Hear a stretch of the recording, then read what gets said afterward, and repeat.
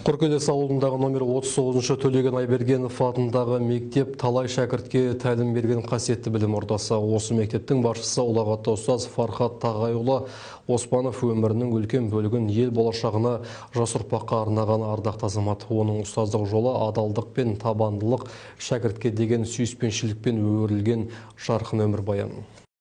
Фархат Тағайұлы Оспанов зейнет жасына жетті. Ардақты азамат ұлағатты ұстаз болумен қатар нағыз көшбасшы бола білді. Жылдар бойы білім саласында үздіксіз еңбек етіп, өз әріптестеріне сыйлы, парасатты, ізденімпаз адамгершілікті алдыңғы орынға қоятын тәлімді адам ретінде танылды. Оның жетекшілігімен мектеп биік белестерге көтерілді. Көптеген оқу жетістіктеріне қол жеткізді. Оның әрбір шешімі білім сапасын арттыруға бағытталған ізгі қадам болды. Еңбек жолын жай қарапайым жұмысшы болып бастаған. Содан бір жыл істеп, кейін пединститут бітірдім. Сол пединститут бітіріп, Сарыағаш ауданында мектеп аралық оқу өндірісі комбинатында автоделадан сабақ бердім. Оқу ісі жөнінде орынбасар болдым. Одан 98 жылы бізде Төңкеріс ауылында Талғат Оспанов мектебі ашылған болатын, сол мектепте істедім. Ал енді мына басшылық қызметті 2001 жылы Шәмші Қалдаяқ мектебінде бастадым. Шәмші Қалдаяқ мектебінде 7 жыл қызмет еттім. Одан қайтып Талғат Оспанов мектебінде 23 жылы Төлеген Айберген мектебіне ауыстым. Жалпы 46 жыл еңбек өтілдім. Ал енді осы жылдар бойында еліміздің өскелең ұрпақ, келешегіміз балаларға білім беруде, олардың тәрбиесіне көңіл бөлуде үлкен еңбектер жасалды. Ұстаздық қызметпен қатар Фархат Тағайұлы қоғамдық өмірге де белсене араласты. Ауданның, облыстың дамуына өзіндік үлес қосты. Іс-шара барысында оның өмір жолын баяндайтын бейнефильм көрсетіліп, әріптестері ұстаздың ел алдындағы еңбегіне жоғары баға берді. Облыстық Сәтті газетінің редакторы Жақан Есенбеков пен Сарыағаш аудандық кәсіподақ комитетінің төрағасы Ертай Тешебаев жүрек жарды тілектерін білдіріп, ыстық лебіздерін арнады.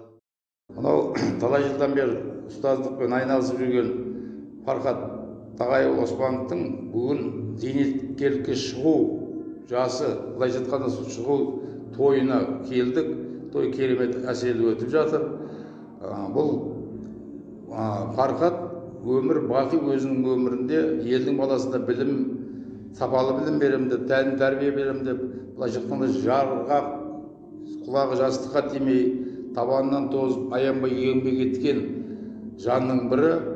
Сондықтан келешегі мынау зейнеткерлік еңбектің зейнетін көрсін, әдемі жаңағы бала шағасының немере шөберелерінің алдында Алла тағалам әдемі қартаюды нәсіп етсін. Бұл кешке Фархат Оспановпен бірге қызмет атқарған әріптестер арнайы келіп, өзінің жылы лебіздерін, естеліктерін ортаға салды. Ұстаздың өнегелі өмірі сахналық көрініс арқылы паш етілді. Әріптестер мен шәкірттер оны ұстаз ғана емес, адамгершілігі мол, үлгі тұтар тұлға ретінде сипаттады. Бұл зейнетті көру деген осы шығар, өзінің жұмыс жасаған ұжымың, өзінің алдыңғы атқарған ұжымы да келіп осы жерде өзінің тілектерін білдіріп, өздерінің сый-сияпаттарын беріп, өздерінің ізгі ниеттерін білдіріп жатқан жағдай. Бұл бейнеттің зейнеті деген осы шығар. Арқаңда жақсы із қалу деген осы шығар.